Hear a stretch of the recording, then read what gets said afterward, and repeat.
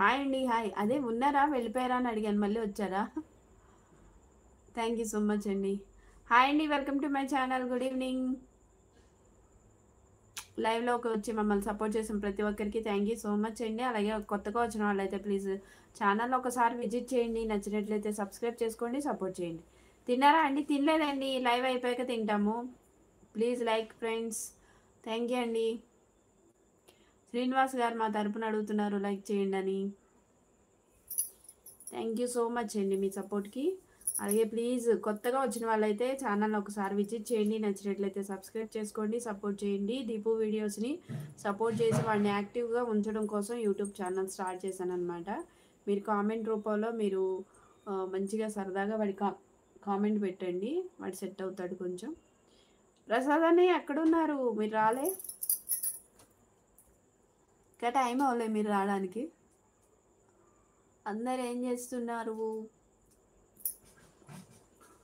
Agriculture. Okay, good.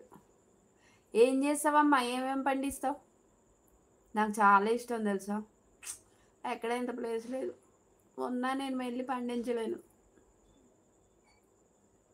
ఎక్కడా లేదు. ఇది అపార్ట్మెంట్లో ఫ్లాటు. కనీసం జస్ట్ 4 మొక్కలు పెంచడానికే కష్టం. ఎండే రాదు. ఏమేమి ఉంటాయి? ఏమేమి పండిస్తారు మీరు? నాకు చాలా ఇష్టం అగ్రికల్చర్ చేసేవాళ్ళు. కాకపోతే కొంచెం వానపాములు ఇవన్నీ భయం, కానీ నాకైతే చాలా ఇష్టం. అసలు ఆ వర్క్ అంటే అంత వర్క్ చేయగలనా లేదన్నది కాదు, కానీ నాకు చాలా చాలా చాలా ఇష్టం. ప్రకృతి అంటే చాలా ఇష్టం. అదృష్టవంతులు మీలాంటి వాళ్ళు అందరూ నిజంగా. ఏంటంటే యాంత్రికంగా బతికేస్తున్నాం, తిన్నామా ఉన్నామా అని. అగ్రికల్చర్ లైఫ్ చాలా మంచిది. ఒక 4గురికి ఫుడ్ తయారు చేస్తాడంటే ఎంత గ్రేటు. ఇదేదో ఎక్కడో చూశాను కాదు, మా పుట్టుక నుంచి అనిపించే భావన ఇది. ఏం పండిస్తుంటారు మీరు? హాయ్ అండి, వెల్కమ్ టు మై ఛానల్. మీరు తిన్నారా? తినేసి వచ్చారా శ్రీనివాస్ గారు? ధనియా అక్క. ఓకే ఓకే, ధనియాలా? Good for health. అంటే కొత్తిమీర పండిస్తారా? ధనియాల గింజలు వచ్చే వరకు పండిస్తారు.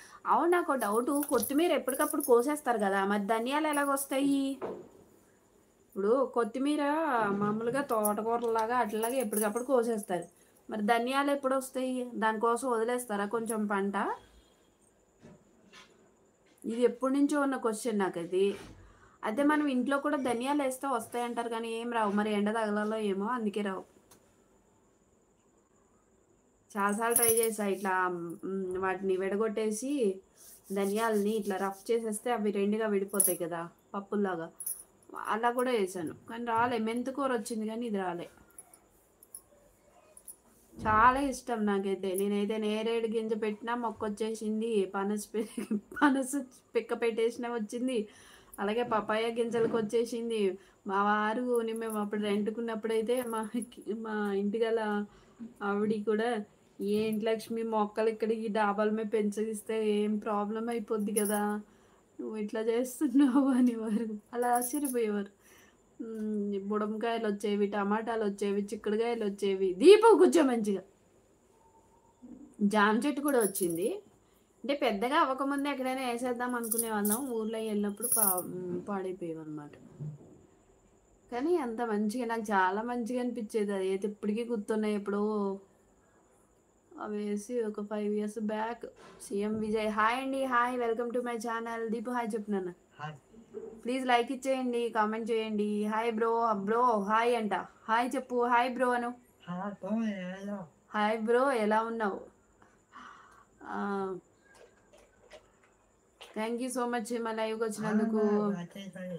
మ్యాజిక్ చేస్తాడండి మావాడు.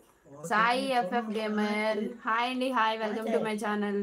ప్లీజ్ స్క్రీన్ మీద డబుల్ ట్యాప్ చేసేసేయండి, లైక్ అయితే యాడ్ అవుతుంది. What is your name?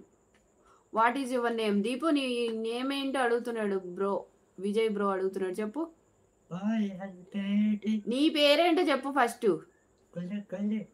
Kuldeep Kuldeep Kuldeep Kumar. చెప్పు చెప్పు, మళ్ళీ చెప్పు.